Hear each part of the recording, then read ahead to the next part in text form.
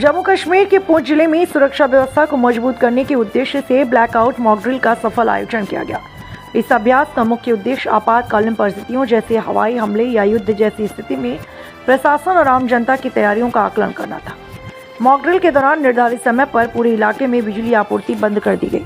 प्रशासन द्वारा पहले से ही लोगों को निर्देश जारी किए गए थे कि वे अपने घरों में रहें और किसी भी प्रकार की रोशनी बाहर न जाने दें।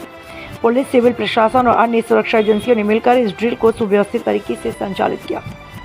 ड्रिल की शुरुआत और समाप्ति सायरन के माध्यम से की गई, जिससे लोगों को समय समय पर जानकारी मिलती रहे। नागरिकों ने भी प्रशासन का पूरा सहयोग किया, जिससे अभ्यास पूरी तरह सफल रहा।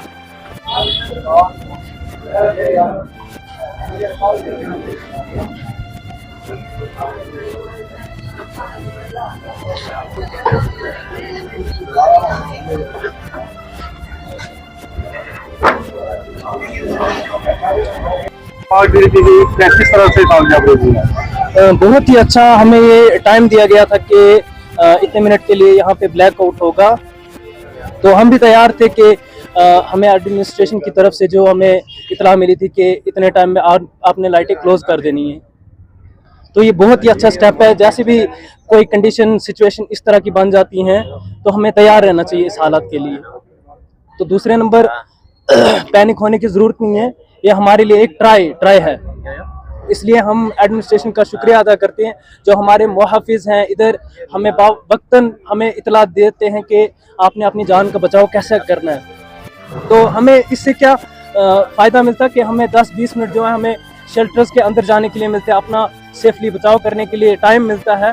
तो एडमिनिस्ट्रेशन का बहुत बहुत शुक्रगुजार हैं हम कि उन्होंने हमें इस सिचुएशन में भी हमारा साथ देते हैं, हमारे साथ खड़े रहते हैं। ये पुंछ की आवाम के लिए बहुत ही एक अच्छी सिचुएशन है और हम एडमिनिस्ट्रेशन का बहुत ही शुक्रगुजार हैं।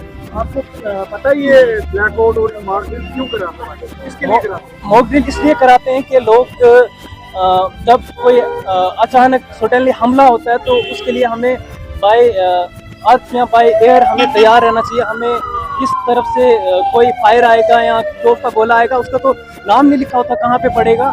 इससे हमें ये मिलता है जब ही सायरन बजता है हमें बचने के लिए टाइम मिलता है।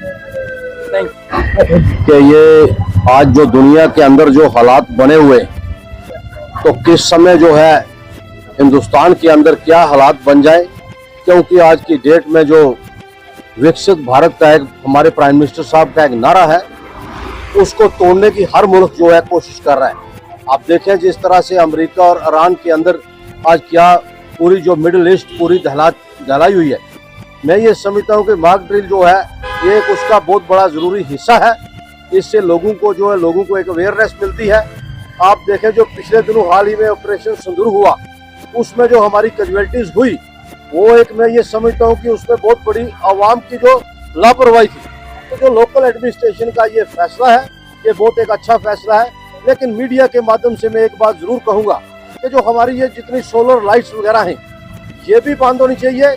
और साथ में एक चीज़ और है, जो गाड़ी वाला जैसे जो लाइट नहीं बंद करता है, इस तरह जो दुकानदार कोऑपरेट नहीं करता है, पुलिस को डायरेक्ट हदायत होनी चाहिए कि उनको कम से कम भी 50,000 रुपये का जुर्माना होना चाहिए, ताकि ये लोग इन लोगों को भी बड़े जैसे जो माल है आप देखें, जो होटल हैं, इसी तरह से जो हमारे बड़ी बड़ी जो इंडस्ट्रीज है हमारी, वो उनमें आप देखें लाइट बंद नहीं होती है।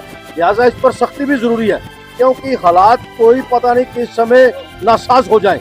क्योंकि आज की डेट में जो है हर मुल्क, मैंने पहले भी ये बात कही, क्योंकि हर एजेंसी लगी हुई है कि हिंदुस्तान को किस तरह से कमज़ोर किया जाए।